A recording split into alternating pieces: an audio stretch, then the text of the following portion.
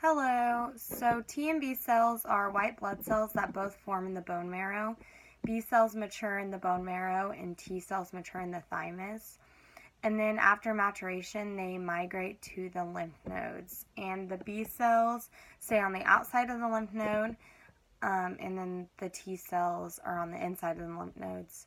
So with the B cell, you have your B cell receptor, which responds directly to an antigen that's in the lymph node.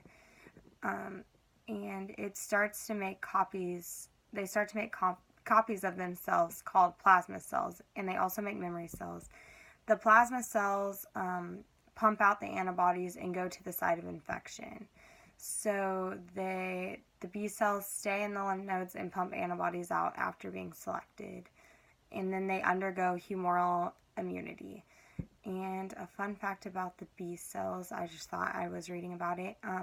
They secrete 2,000 antibodies for every second for about 4 to 5 days. So that was pretty interesting.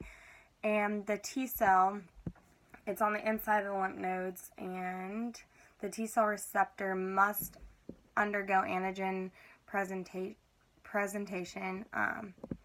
And so it responds to antigens and antigen-presenting cells, such as B cells.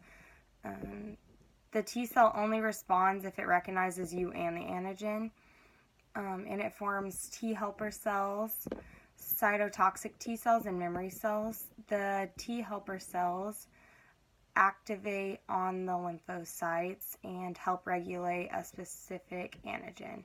The cytotoxic T cells are the killer cells which kill foreign and self-infected cells. So the T cell is actively out battling the infection the whole time.